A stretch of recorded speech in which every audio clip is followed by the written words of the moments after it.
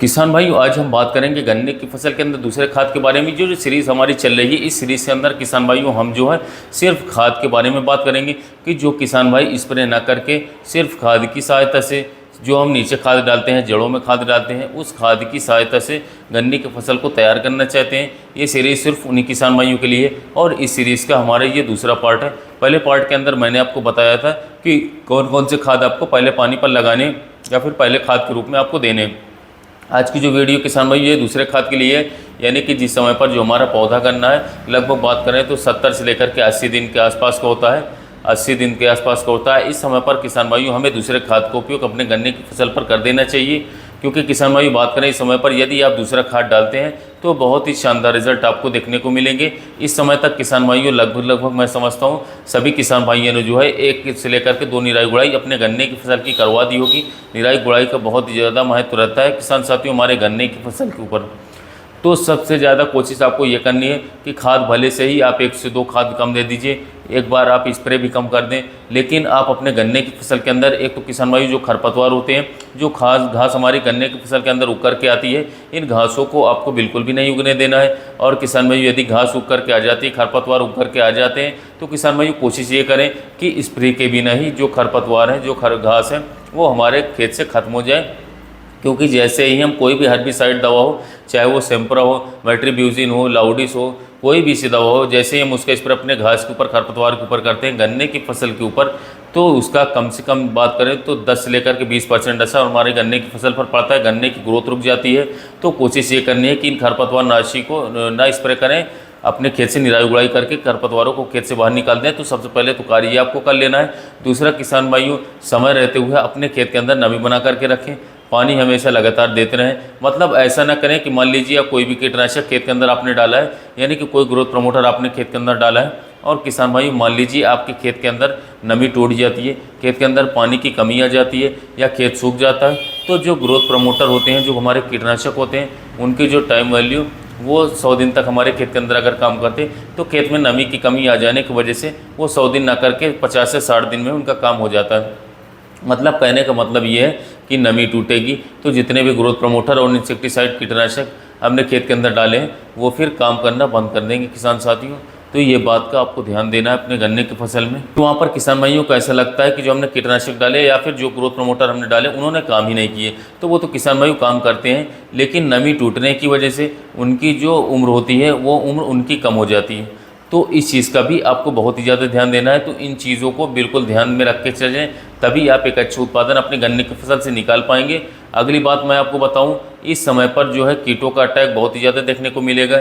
बहुत सारे किसान भाइयों को मेरे पास कमेंट आ रहे हैं, कुछ किसान भाइयों को मेरे पास मैसेज भी आए, कुछ किसान भाई मेरे पास जीमेल में मैसेज डाले कि उससे मुझे पता चल रहा है कि जो टॉप बोरर है, टॉप बोरर की समस्या इस समय पर सबसे ज़्यादा देखने को मिल रही है। चाहे तो वो हमारा पेड़ी गन्ना हो या फिर हमारा पौधा गन्ना हो। पौधे गन्ने के अंदर अभी किसान से थोड़ा सा कम देखने को मिल रहा है, पर पेड़ी गन्ने में काफ़ी ज़्यादा देखने को मिल रहा है। तो किसान साथियों बात करें, क्योंकि मई का महीना चल रहा है, टेम्परेचर काफ़ी हाई है, तो टॉप बोरर की ज़्यादा बड़ी समस्या देखने को मिल रही।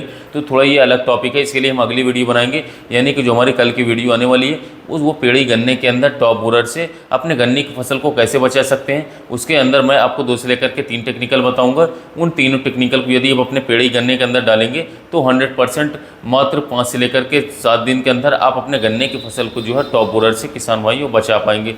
तो परसों या कल की वीडियो में मैं डाल दूंगा।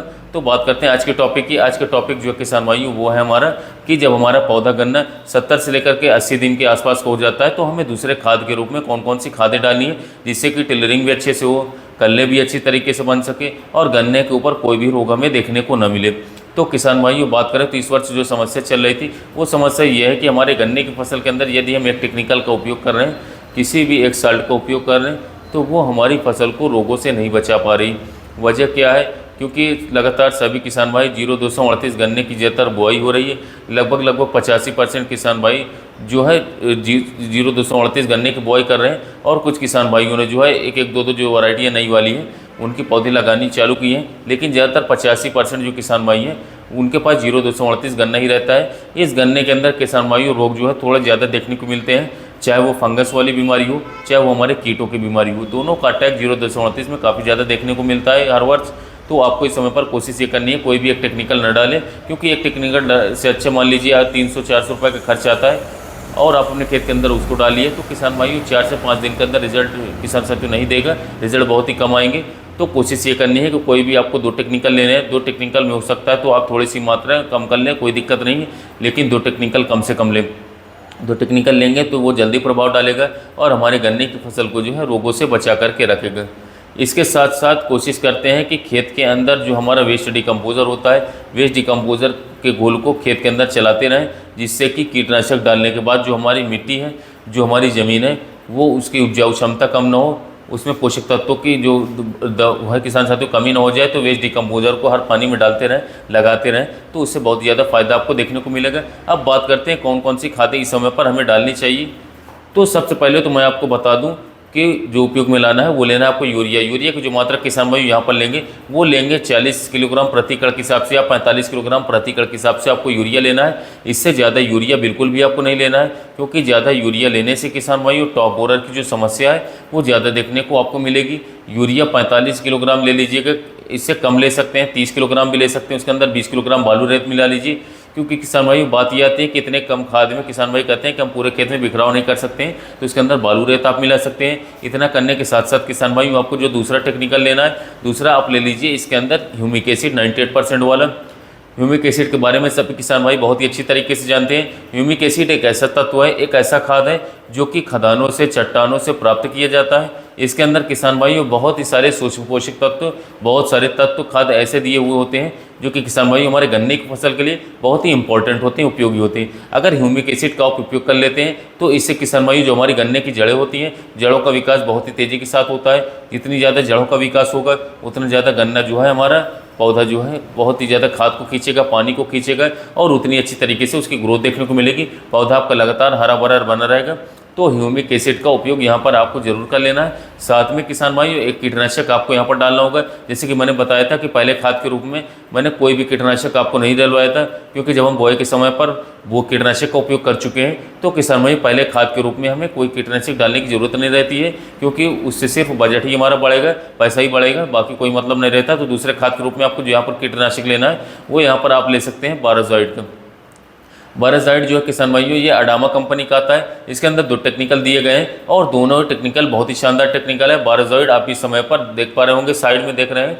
बाराज़ाइड की यहाँ पर जो मात्रा लेनी है प्रति एकड़ के लिए किसान भाइयों आप जो है 900 ml प्रति एकड़ के हिसाब से ले सकते हैं। लिक्विड ऐसी फॉर्म में होता है और इसे आपको ह्यूमिक एसिड और यूरिया के अंदर ही आपको अच्छी तरीके से मिला लेना है और अपने गन्ने की जड़ों के पास किसान भाइयों इसे आपको डलवा देना है और बाद में आप अपने गन्ने की सिंचाई कर दीजिए। यदि आप ऐसा करेंगे तो नंबर 1 पे किसान भाइयों बहुत ही शानदार तरीके से टिलरिंग होकर के चलेगी, गन्ने का फुटा होगा, गन्ना आपका लास्ट तक बिल्कुल हरा भरा रहेगा, जड़ों का विकास काफ़ी तेज़ी से होगा। जैसे कि मेरी वीडियो में मैं आपको बताता रहता हूँ कि आपकी गन्ने की फसल शुरू से लास्ट तक हरी भरी कैसे रहे, तो उसके अंदर यदि आप समय रहते हुए इन चीज़ों की कमी को दूर कर देते हैं अपनी फसलों में, जिनकी चीज़ों की कमी हमारी फसलों के अंदर मिट्टी के अंदर आती है, उन सभी चीज़ों को अगर आप समय समय से डालते रहते हैं तो वही तरीका मैं आपके साथ बता रहा हूँ। आपको बता रहा हूँ कि इन चीज़ों को आप समय समय से यदि आप डालते रहेंगे तो बहुत ही बेहतरीन आपको रिजल्ट इसके देखने को मिलेंगे।